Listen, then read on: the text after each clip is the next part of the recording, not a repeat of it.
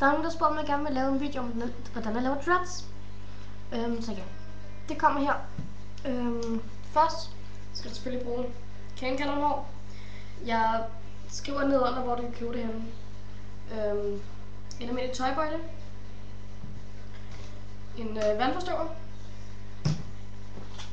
En hårbørste, hvis der du ikke har en kæledyrsbørste. Selvfølgelig. Og et glatjern. Så ja. Først, der tager du håret selvfølgelig. Tager du bøjlen. Stikker din fod igennem der. Så du har godt fast. Sætter den ned. Og selvfølgelig har du håndklæde under, hvordan du har bøjlen. Finder du cirka midten på dit hår. Vikler den rundt om sådan her. Og en gang til. Sådan der. Den sidder godt fast. Sådan der. Det hår, du skal bruge, det tager du herhen, så det ikke bliver ramt af noget andet.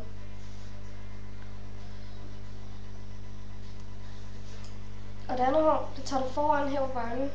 Foran her. Sådan der. Bagom. Og igennem bøjlen. Så skal vi have det ordentligt her. Sådan der, ikke? Så når man sidder sådan der. Strammer den godt. Lad din fod sidde oven på det. Sådan der. Og så er du klar til det. Tag din hårbørste. Begynder småt bare faktisk tupere hele vejen opad, ikke? Så det giver en god tupering. Jeg har altså 2 børster liggende, hvis der er den egentlig gider virke, så har en anden en. Så bare gøre hele vejen op, ikke?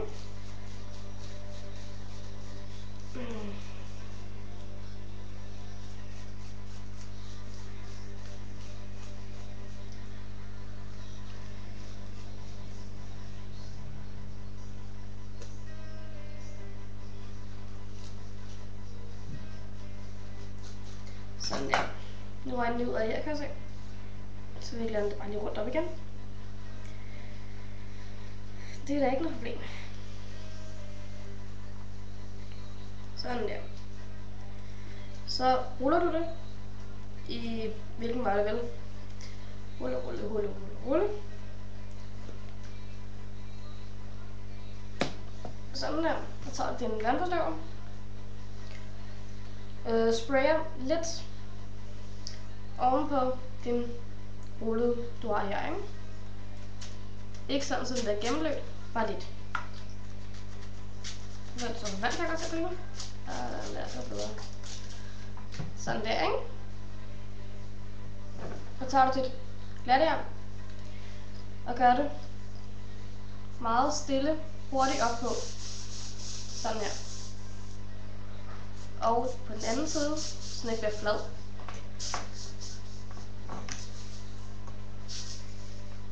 Sådan der. Og det gør du sådan set bare helt vejen op.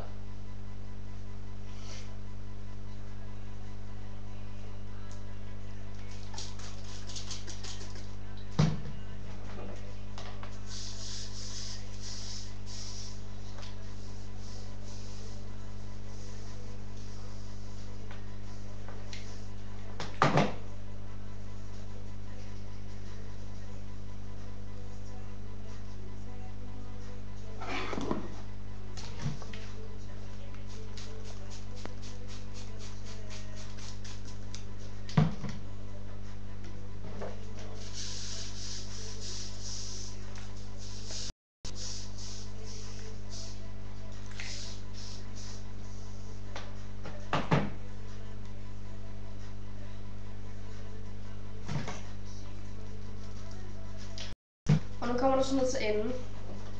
Der er det godt være lidt problematisk. Det har været for mig nogle gange. Fordi det er meget svært at få den til at rulle herude. Det er et lille stykke.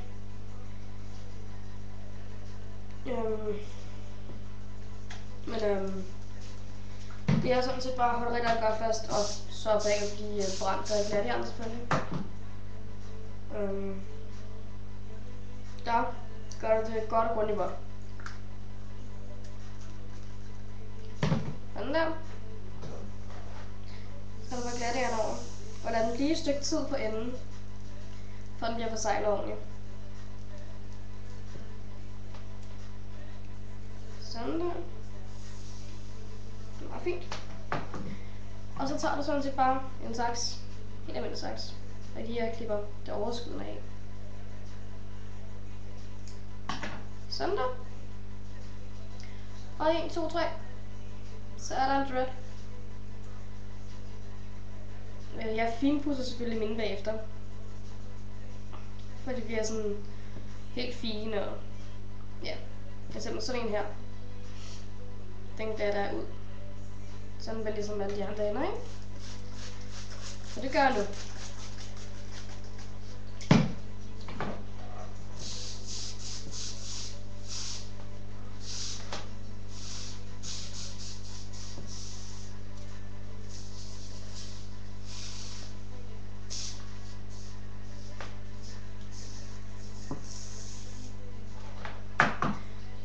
Sådan der.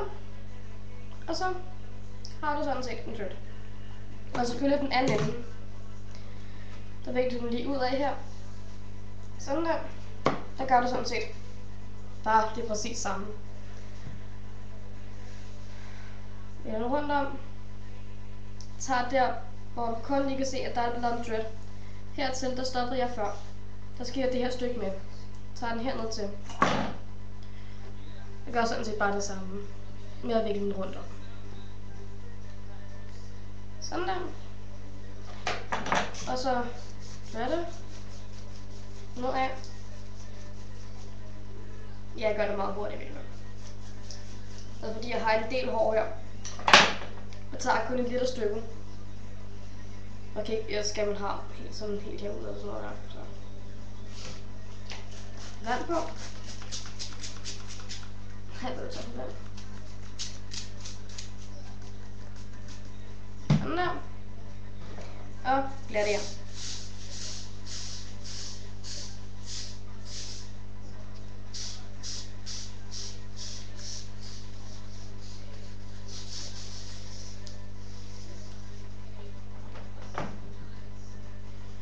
Sådan der.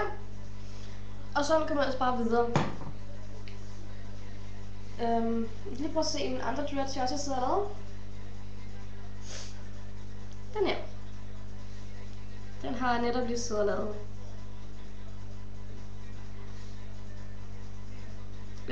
Og så, når jeg er fuldstændig færdig med dem, så går jeg lige ud og koger noget vand. Lige at damper dem først. Og bare lige have dem over gryden, hvor jeg kun lige få dampen. Og bagefter det, der tager jeg så og lige dypper den hurtigt ned i vandet og ruller den igen. For at være sikker på, at den er godt forseglet. Så det er jo sådan, jeg laver dreads. Håber jeg kan bruge det.